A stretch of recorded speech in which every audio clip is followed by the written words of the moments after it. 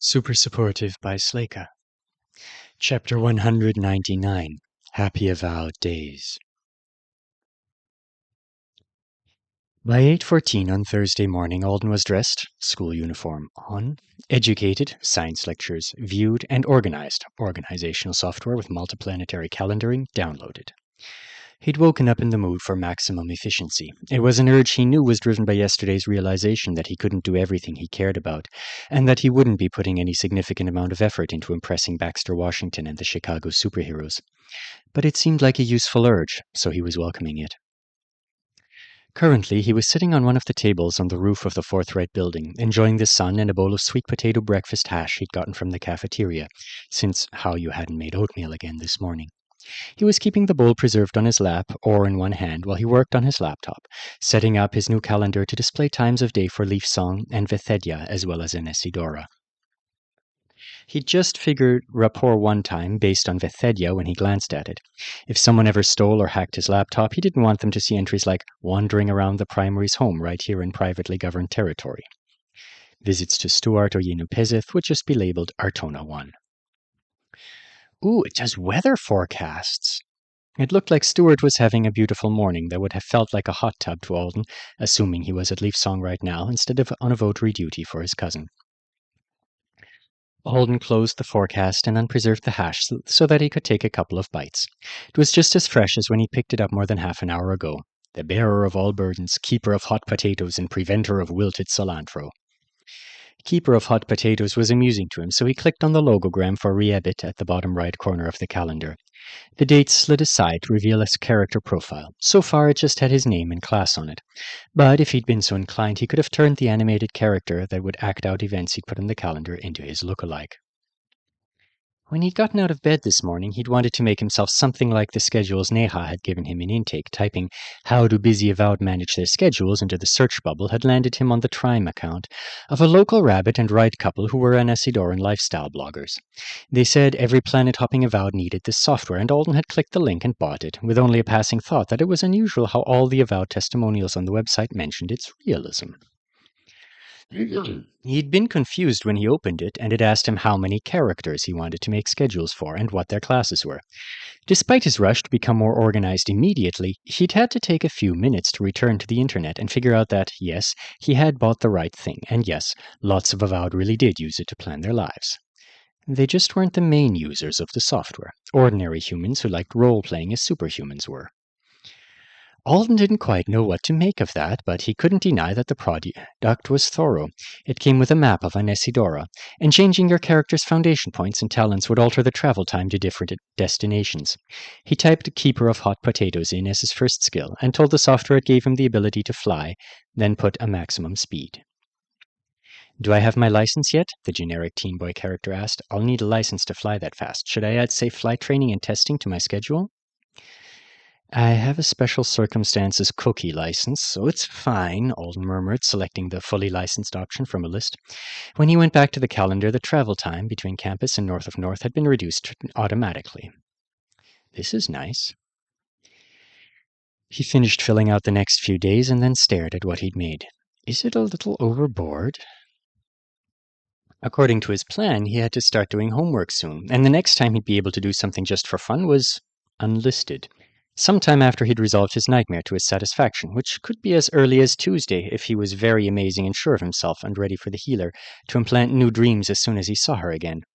Or as far away as who knew when. Today he had 15 minutes of free time, and they were right now.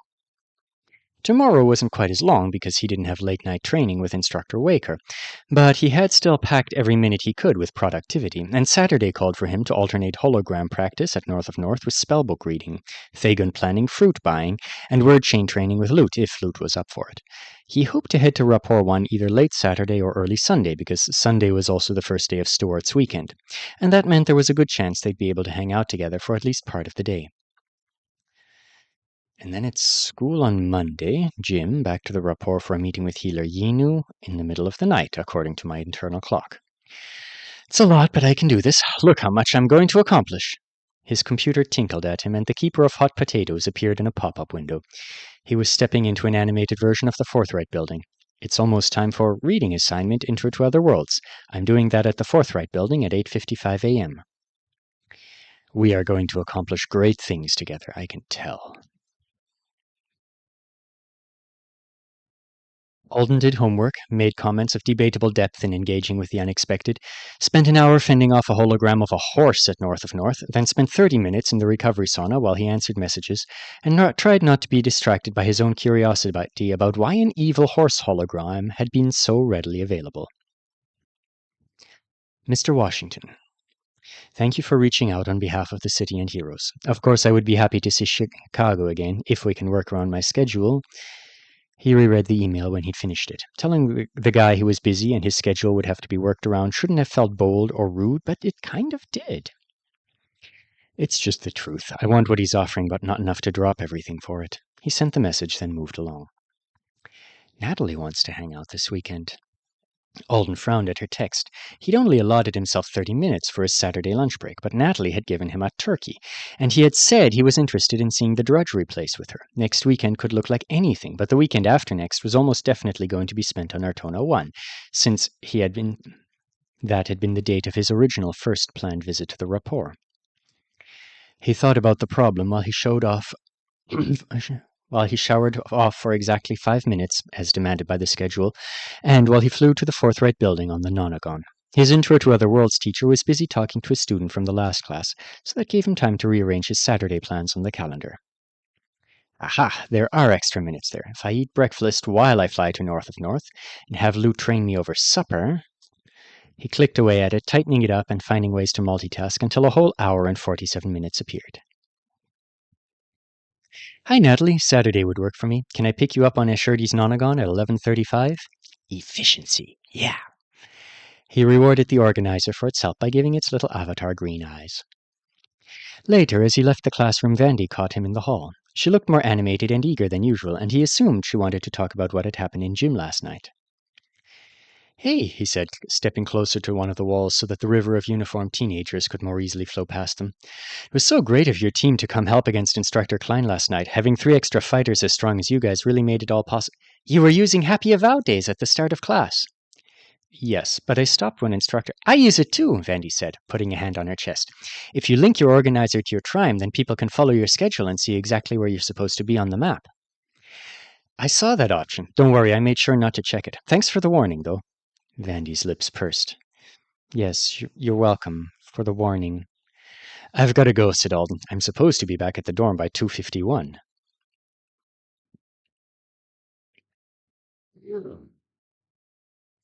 Would you mind hiding a cup of water from me, like we did with the soup cup back before everything got crazy? Lute was sitting on the floor watching his grandmother's daily progress report and the hunt for the real truth, with a look of extreme suspicion on his face. It fell away at Alden's question, and he paused for the television. You mean for you to do some skill practice? Sure. How was Convo class? I don't go when you're not there, I guess. Instead, I went to North of North and trained to get my shield in front of a fat and sneaky horse in one of the combat hologram rooms. Wow. Why? You were gone for too long, and I had to get a new hobby. I filled out my word chain ledger before bed last night. Should I turn it into you now? Wait at least another day, said Lute. I'm still recovering from spending so much time with Parath at Ur. He stood up slowly and moved toward the kitchen in a tired, wobbly-looking way. Are you okay? Paying some dues, said Lute. Hiding a water cup isn't beyond me, though. In his room a short while later, Alden put his laptop on the desk and opened it. Time for skill practice. His avatar, under the impression that he only had a flying skill, was swimming around in the air above Garden Hall. There was also a quote about hard work paying off fading from the screen below him. I feel good about this, Alden thought as he settled on his learning cushion and tried to focus on himself and being the bearer of all burdens and his entruster. I'll dive into the targeting part of the affixation and explore that like last time. His first bump in the road came 20 minutes later when his little green-eyed pal proudly announced that he was going to do some more homework. Pulled away from trying to feel out the magic that connected him to Lute and the entrusted cup, Alden watched the avatar sit down with a book on a bench that didn't exist in the real garden hall. Alden had been too optimistic about his speed when he was planning his skill practice session. Do I keep going? Quit?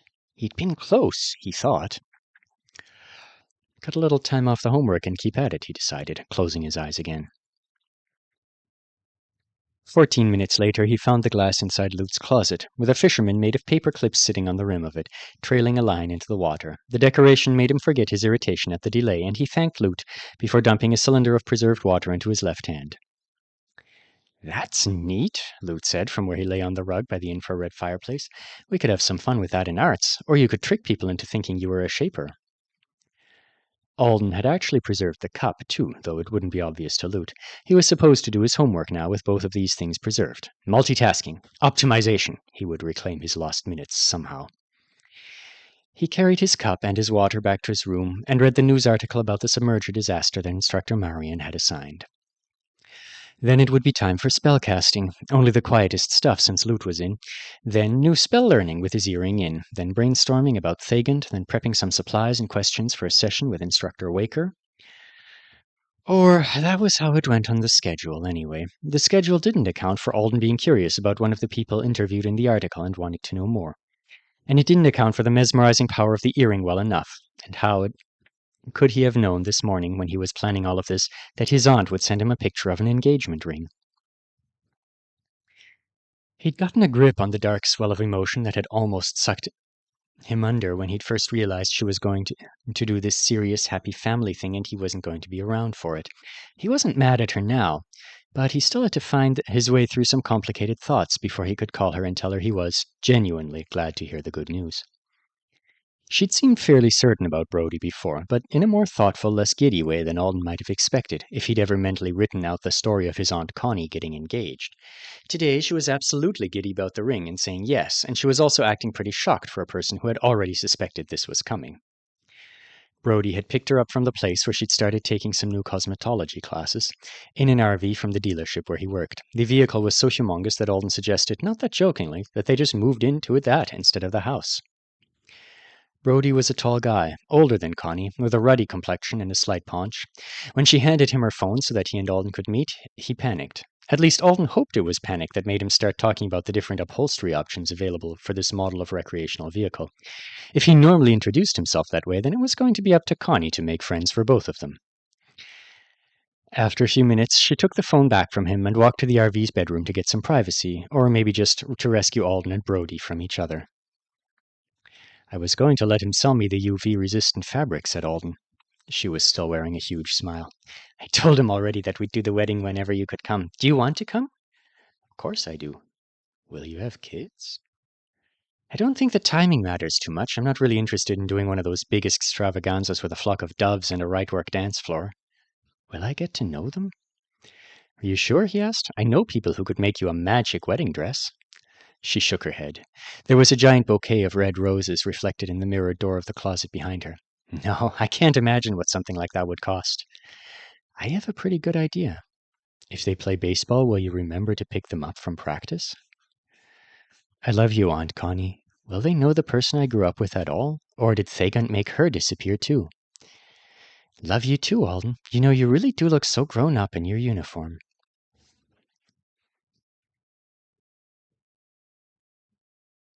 How far are you behind now? Luke asked. An hour and 48 minutes, Alden grumbled as he stalked into the kitchen for a drink. How you had been back for a while, and the apartment smelled good from whatever he'd put in the slow cooker. Lute played a mocking trill on Angela Aubergine. The harp had been moved into the living room since the last time Alden had passed through.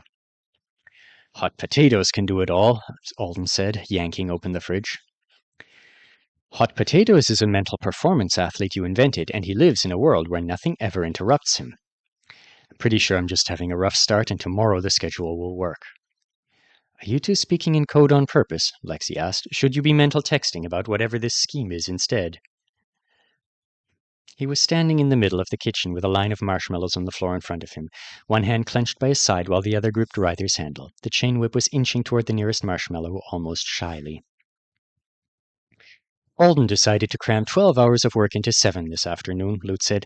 That's what I've gathered from the things he says every time he emerges from his room. It sounds to me like he has to eat dinner on the toilet while he plots world domination if he wants to get back on track. I made vegan American food, Hao-Yu announced, coming down the hall damp-haired from his bath. But you can eat it whenever, or save it if you want. Vegan American food? Yes, I said I'd cook a bunch of food you could eat, remember? But you haven't been here regularly, and then we all had the Thanksgiving thing to finish. Alden's memory was fried after spending all afternoon and evening trying to get everything on his list done. Dredging up the promise how he was talking about took him a while. When he managed to send me the long message during the disaster, he apologized because he was worried he'd been rude on the bus and said he'd cook for me. I do remember. What are we having? Sloppy Joes, but with veggie stuff instead of beef. How you stepped over the line of marshmallows and went to look in his cooker. Do you like it? I can't actually recall the last time I had one, but yeah, I do. So, while his avatar continued to race ahead of him, he ate Sloppy Joes with his roommates. Unlike certain other Joes, they weren't at all disappointing.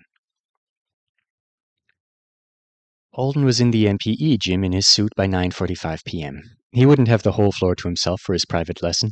It was currently sectioned off into 8 large blocks, and 4 of them were already in use, since the barriers had been made opaque to provide the occupants with some privacy. Big Snake was there early too, waiting in one of the corner blocks with his arms akimbo in a pose that was reminiscent of some of his more memorable superhero imagery. If he just had on his cowboy boots, I hope this all goes well. Hi, Instructor Waker, he said when he reached the man. Thanks for donating time tonight. Thank you. Think of how embarrassing it'd be if I'd volunteered and none of my students wanted to see my face outside of class. I don't think that would happen. I brought you something. What's this now? Big Snake asked as Alden presented him with a yogurt container full of hot leftovers and a hamburger bun in a cling wrap. It's from Hou. He thought you might like it. He has a slow cooker. Lexi had argued that giving a teacher a cup of sandwich filling was odd. Hou had countered that lots of people gave teachers homemade sweets, so why wouldn't homemade savories be welcome too? It's a vegan sloppy Joe, Alden said. Big Snake was already pouring it onto the bun, which looked snack-sized in his hand. He took a big bite out of it and chewed. That's the kind of pre-workout snack you want, isn't it? He said after he'd swallowed. Since you're here early and I'm here early, let's talk for a minute. Alden nodded. A few seconds later, the walls of their block went opaque. No sound in or out, said the instructor, nodding at the nearest wall of the spacious rectangular block. And we can have drone film or not, depending on what you want. Some people don't like 'em. He took another huge bite and gulped it down. I've got lots to say, and there's plenty I can teach, but we've only got a couple hours here, so what are you hoping we'll do with the time you've earned? It was actually such a difficult question. Alden had spent a significant portion of his evening thinking it through. I need help with the bulk of course, had been his first thought. But the more he tried to figure out the specifics of what he'd ask Instructor Waker for, the more he realized he was doing a decent job already of prepping for the most obvious stuff. Getting his shield in front of a charging foe was something he could practice for hours at North of North if he wanted. The MPE gym would be better, but not so much better than he needed that to be the main thing they did tonight. There have been a few times recently when I felt like I was getting closer to some important realizations about my skill, or maybe just like I was more in sync with it. I thought it would be... The word I'm looking for definitely isn't fun. I thought it would be valuable to try to repeat some of those moments here in the gym. I don't really expect to have a breakthrough in a single night, but it would be good to dig into those situations a little more, and there's not time in regular class. Yes, said the instructor, smiling. You want to try catching again? Eyes closed. Some more dangerous projectiles than last time? I would like to do that. And maybe a little something like last night. Thorsten said that you would have had a good moment there when he hit you with a crate. We would save heavy hits on your skill to the end, though, so you don't fatigue you too much. That would be good, too. Got something else? Alden swallowed. There was this small near-drowning incident back during the flood, and I'm pretty sure the dueling block can get pitch black and the suit can make me feel like I can't breathe, right? And I could hold one of those realistic dummies we have in the storage room and you could, toss me around a bit and rip it out of my arms while I'm trying to save it? Big Snake was still smiling. That's a good sign. Can we try that once? Hell no, Big Snake said. I'm gonna go get us some tennis balls.